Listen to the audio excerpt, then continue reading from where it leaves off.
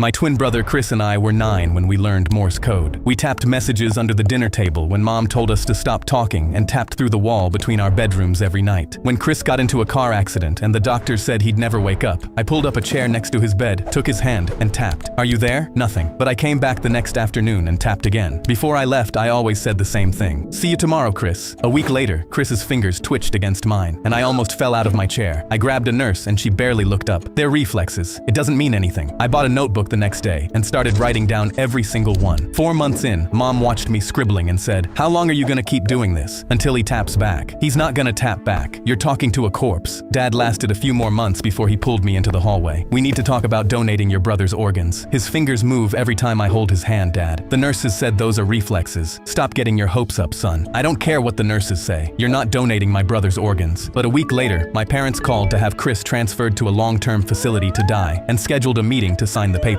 The afternoon before the meeting, I tapped into his palm like always, but this time, something tapped back. Short, short, short. Long, long, long. Short, short, short. SOS. I grabbed his hand. "Chris, if that's you, squeeze once." He squeezed so hard my knuckles cracked. I stormed into the meeting room and told them my brother just responded to me. The caseworker said, "This is very common with families who aren't ready to let go." My parents nodded. I grabbed the transfer papers off the table. "You're not signing anything until you come see for yourself." I walked them to Chris's bed and grabbed his hand. "Ask him anything." The caseworker asked what year it was. Chris squeezed out the answer. "Count to 5. 5 perfect squeezes." His mother's name, tapped out letter by letter. By the 10th question she said, "He's still alive. We can't move him." Weeks later, I asked Chris what kept him fighting when everyone gave up. Heard Mom call me a corpse. Heard Dad say donate my organs. Heard all of them leave, except you. I asked why. "I wanted to see you too."